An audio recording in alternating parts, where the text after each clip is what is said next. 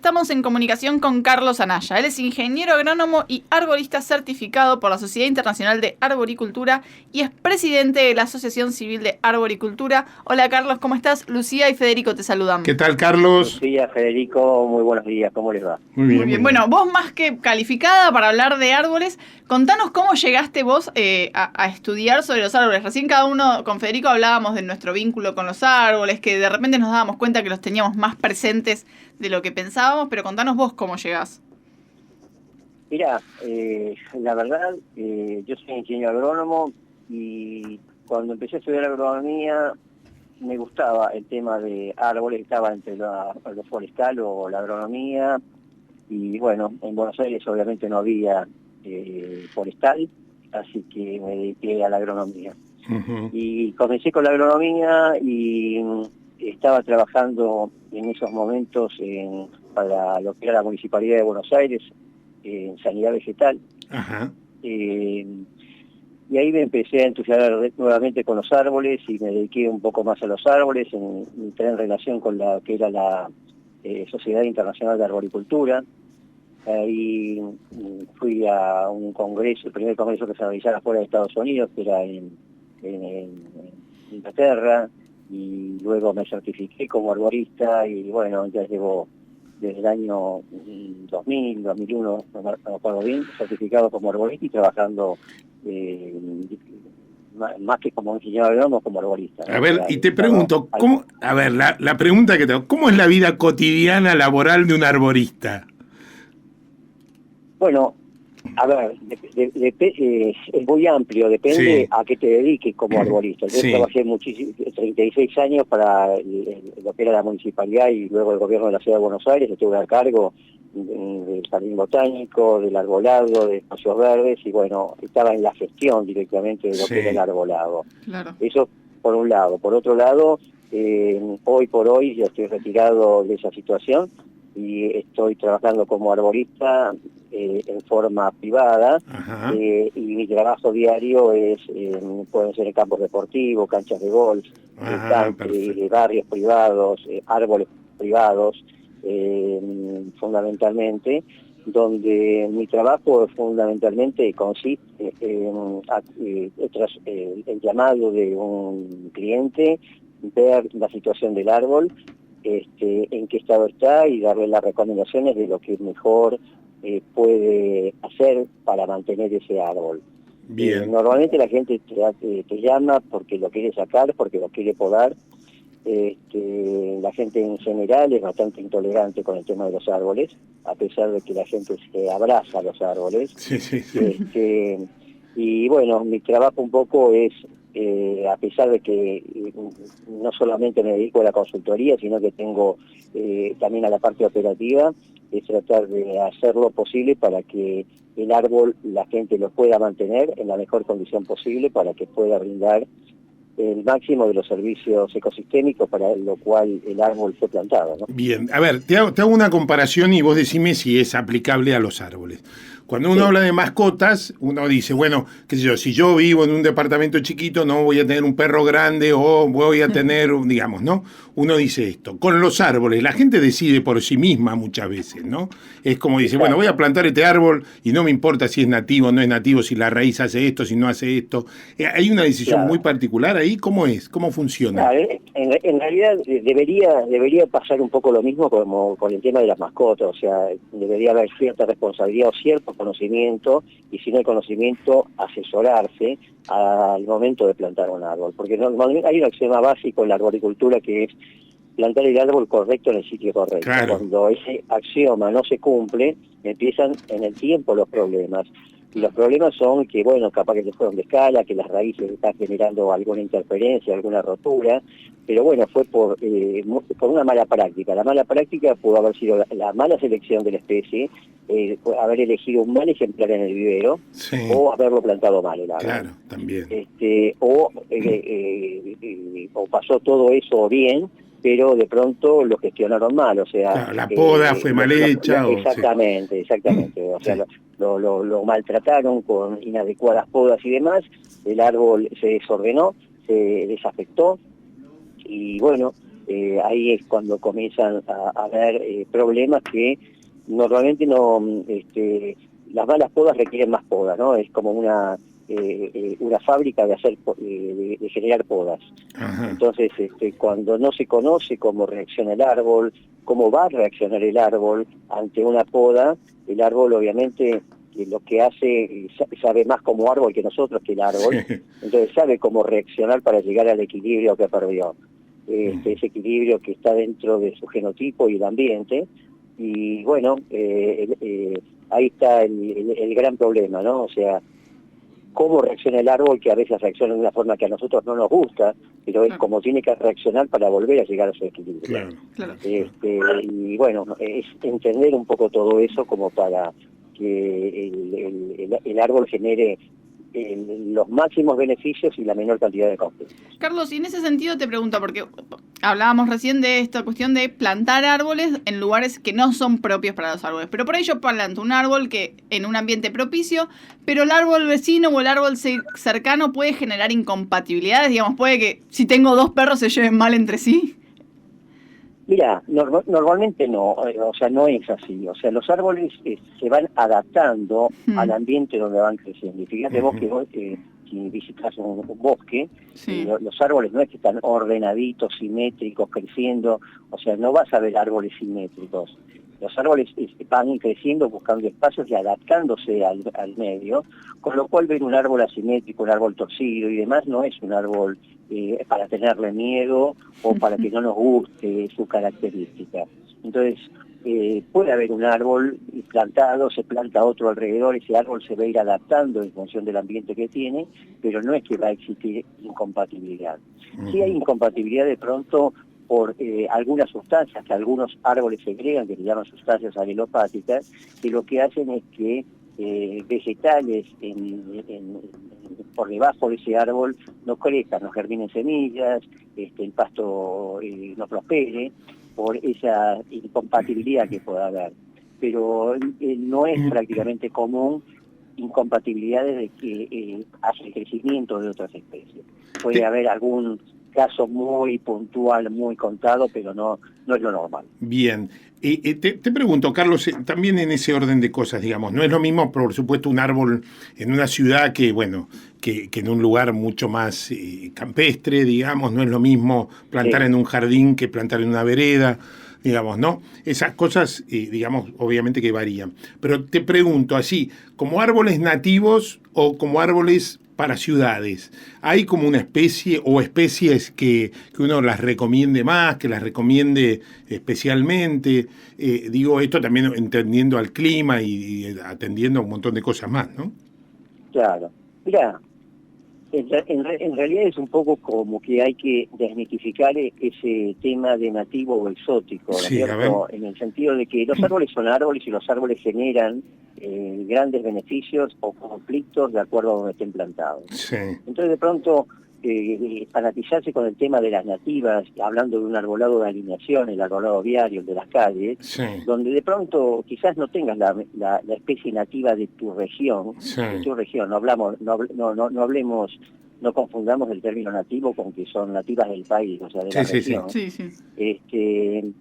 Quizás no sea el ejemplar que brinde los mejores servicios. De pronto podemos tener una planta nativa, digamos, de bajo porte, que se adapte a esa condición, pero podríamos poner una planta de mayor porte que no es nativa en ese lugar y brinda más servicios. Sí. Porque hay un concepto básico en lo que es el urban forestry, que es que los árboles grandes generan grandes beneficios y los árboles chicos generan menos beneficios. Obviamente que, y es simple interpretar, un árbol chico, obviamente que la sombra mínimamente como beneficio que va a dar va a ser mucho menor que un árbol grande. Sí, sí. Y tras ese beneficio que yo te estoy nombrando como sombra, tenés muchísimos otros y muchos más importantes que también se potencian a medida que va creciendo el árbol y a medida que la especie adquiere un mayor porte o es de mayor porte.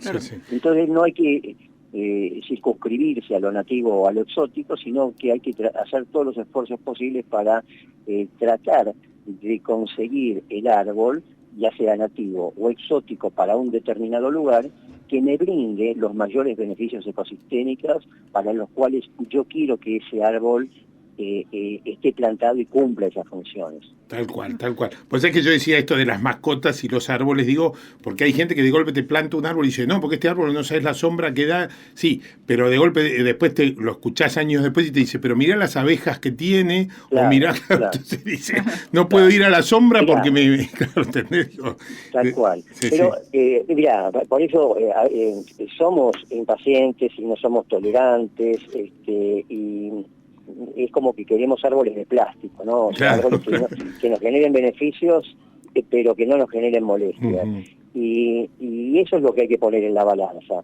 Y el bien general al bien particular.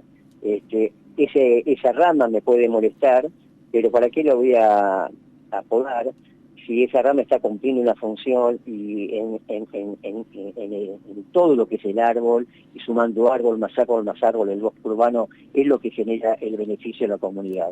Hoy tan importante con los efectos del cambio, o lo que está generando el cambio climático, hay que tener en cuenta que el árbol o el bosque urbano, es Sí. la herramienta fundamental para mitigar los efectos del cambio climático, la herramienta no estructural, o sea que la tenemos que maximizar, tenemos que seguir plantando árboles para mitigar esos efectos del cambio climático sin hacer grandes, o acompañando, si se quiere, grandes obras hidráulicas para mitigar inundaciones y demás. Sí, sí, sí. El efecto del árbol es muy, muy importante en toda esa mitigación. Uh-huh. Te hago la última de mi parte, Carlos. Vos estuviste muchos años, Sí. decías, pensando en esto, en el arbolado de las ciudades.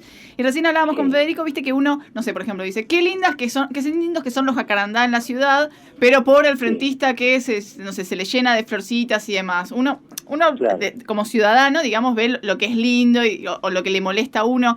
¿Qué es lo que se piensa a la hora de plantar árboles en la ciudad? ¿Qué es lo que se prioriza o qué es lo que se debería priorizar? No sé, por ejemplo, pienso en el plátano también, que genera mucha alergia para algunos. Claro. Mirá, sí, el tema del plátano es uno de los árboles ideales, yo te diría, para el árbol urbano, que tiene grandísimos beneficios, pero tiene muy mala prensa con respecto al tema de la alergia, porque hay árboles o especies espitosas que son más alergógenas que el mismo plátano. Mira, Ajá. Y elementos como pueden ser los ácaros, que normalmente conviven con nosotros en nuestras casas, en almohadas, cortinas, alfombras, que son mucho más alergógenos que el polen o los frutitos que generan esta rinitis del plátano en esta época de principio de primavera.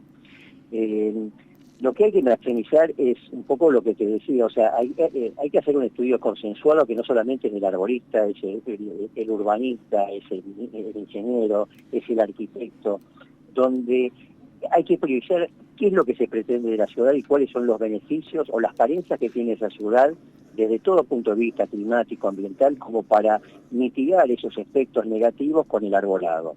Entonces, Ajá. de pronto podemos pensar en zonas más industriales dentro de una ciudad, donde puede haber particulado que en vez de que vaya a los pulmones de nosotros, lo retengan las hojas grandes de determinadas especies arbóreas.